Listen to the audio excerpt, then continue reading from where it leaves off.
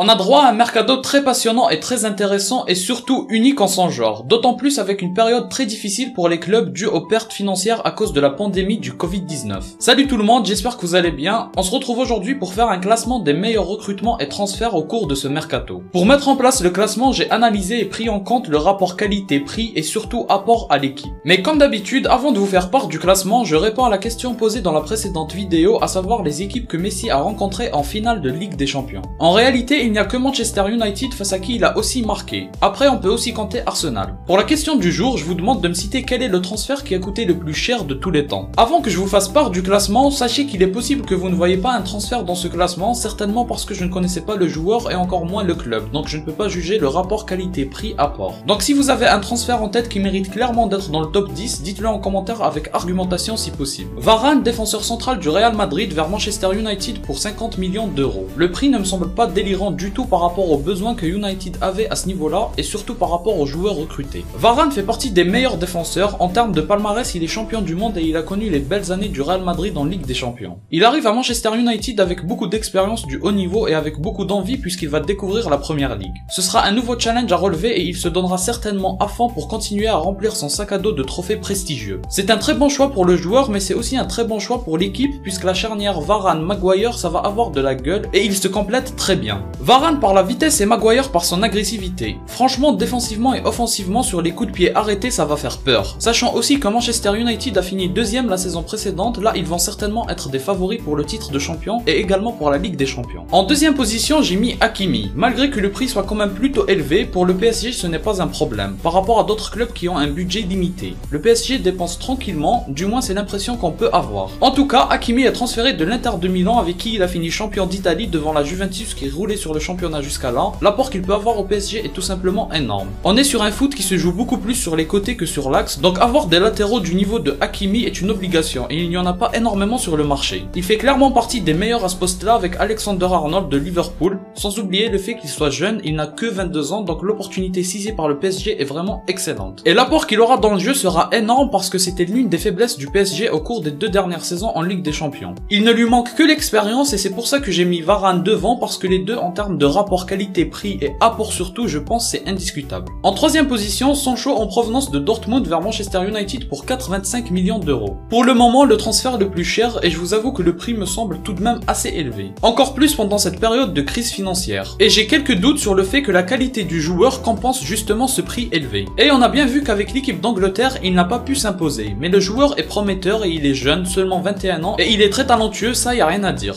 En plus, il jouait à Dortmund, donc il connaît la pression de la Ligue des Champions et l'enjeu d'un championnat relevé comme la Bundesliga. C'est pas aussi relevé que la première ligue, mais on n'est pas loin non plus. En termes de besoins, je suis pas aussi sûr que ça que Manchester United en avait besoin au point de mettre autant d'argent dessus. Donc, comme vous vous en doutez, je mets quand même un point d'interrogation sur ce transfert-là, même si théoriquement et sur le long terme surtout, ça ne peut que marcher. Et comme United va être compétitif à tous les niveaux, ils ont besoin de joueurs très forts, même s'ils doivent être remplaçants parfois. En quatrième position, je mets Ramos recruté par le PSG en fin de contrat avec le Real Madrid. Le PSG, qui est désormais un club qui veut tout donner pour gagner la Ligue des Champions, doit recruter des joueurs de ce standing-là. Donc le besoin et l'apport qu'aura Ramos est indéniable. Il apportera expérience et sérieux à l'équipe, encore plus de médiatisation au niveau international pour le club, ça reste important. Et surtout, l'apport le plus important c'est sur le terrain. Pour une équipe qui joue le dernier carré de la Ligue des Champions, tu ne peux pas te contenter d'avoir seulement Marquinhos et Kimpembe comme unique valeur sûre en défense. Comme on a pu le voir, les doublures ne sont pas de taille et surtout si tu veux passer sur une formation avec 3 défenseurs, il te faut un 3e défenseur de classe mondiale. Et Ramos est l'idéal dans la situation du PSG. C'est peut-être justement ce qu'il leur manque pour décrocher enfin ce premier titre de Ligue des Champions.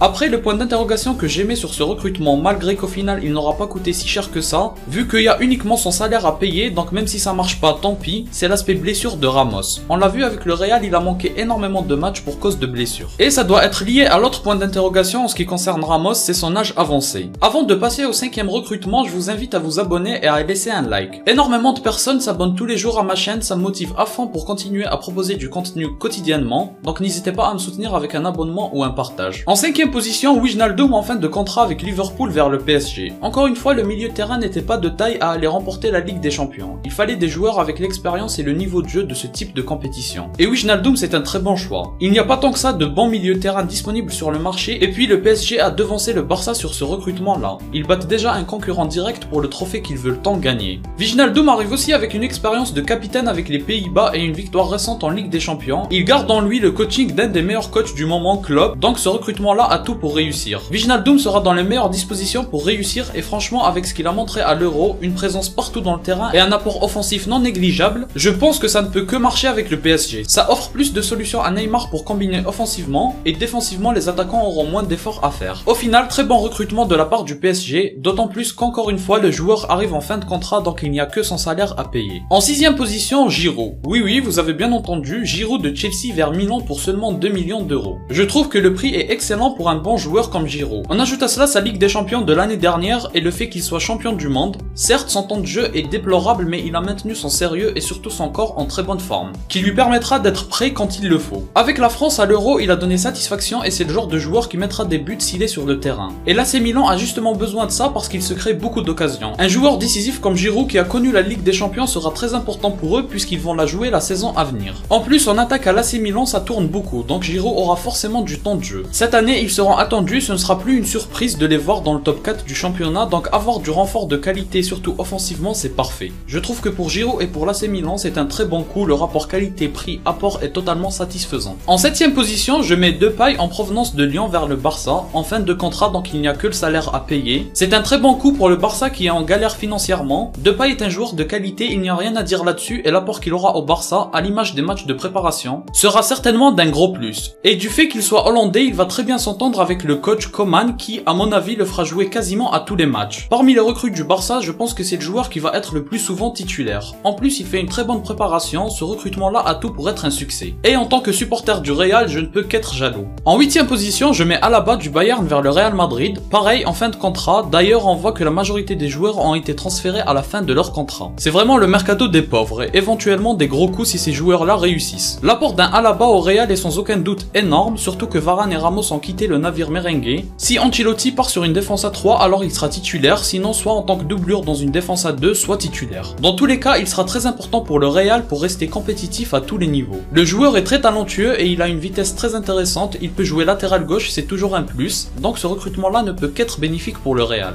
En plus, il vient d'un autre grand club qui joue tout le temps la Ligue des Champions, alors je ne pense pas qu'il faut douter au sujet d'Alaba. En 9ème position, je mets Donnarumma en provenance de l'AC Milan vers le PSG. Pareil, en fin de contrat, le PSG fait un mercato XXL certes, mais par contre sur ce recrutement-là, il y a un gros point d'interrogation. Ça peut être un coup de génie comme ça peut être un coup à problème. Je m'explique, si Navas se blesse au cours de la saison pour longtemps, le fait d'avoir Donnarumma, le meilleur joueur de l'Euro, sera évidemment un coup de génie. Par contre, si les deux sont disponibles et s'échangent la première place, je ne vois pas du tout l'intérêt de ce recrutement. C'est pas le type de joueur qui a besoin de concurrence pour tout donner. On l'a vu, Navas l'année dernière n'avait aucune concurrence, pourtant c'était le meilleur joueur du PSG. Donc le seul apport que je vois lié au recrutement de Donnarumma, c'est le fait d'avoir un deuxième gardien de classe mondiale pour remplacer celui qui se blesse. C'est tout. Sans parler du fait que ça peut créer des tensions internes entre les deux gardiens. Bref, mon avis c'est que ça ne peut être bénéfique qu'en cas de blessure. D'où le fait qu'il soit à la 9ème place, sinon recruter le meilleur joueur de l'Euro qui est très jeune et gratuitement. Évidemment c'est un coup de génie, après il faut aussi penser à l'apport et c'est là que ce recrutement-là est douteux. En 10ème position, Agüero de Manchester City vers le Barça, encore une fois en fin de contrat donc gratuitement, il n'y a que le salaire à payer. Ce recrutement-là répond à un besoin urgent, celui d'un neuf au sein du Barça. Un club qui se veut être compétitif en Ligue des Champions doit avoir un neuf digne de ce nom. Braithwaite jusqu'à là n'a pas montré satisfaction au Barça malgré qu'il ait réalisé un Euro de fou et il a dû mettre fin aux critiques injustes qu'il recevait. Mais en attendant, le seul problème lié au recrutement d'Agüero, c'est qu'il va avoir besoin de jouer énormément de matchs. Et je ne le pense pas être capable de ça à cause du fait qu'il a été dans la même situation que Giroud à City. Il ne jouait que très peu de matchs et il ne faut pas oublier qu'il est à un âge avancé, donc le talent du joueur en tant que neuf, il n'y a rien à dire là-dessus, mais pourra-t-il être présent tout au long de la saison, c'est le seul doute à propos de ce recrutement. Avant de clore la vidéo, je vous parle rapidement de quelques autres recrutements qui méritent d'être cités, comme Maignan qui a quitté Lille et a rejoint l'AC Milan pour 15 millions d'euros, Rui Patricio qui quitte les Wolves et qui rejoint la Roma de Mourinho pour 12 millions d'euros, et le jeune Youssouf Demir qui rejoint le Barça en prêt, même si malheureusement je ne vois pas le coach compter sur lui. Si vous avez aimé la vidéo, laissez un like et abonnez-vous, comme je vous l'ai dit ça m'aide énormément, vous pouvez aussi partager mes vidéos, suivez-moi sur les réseaux en description, moi je vous dis à la prochaine, portez-vous bien.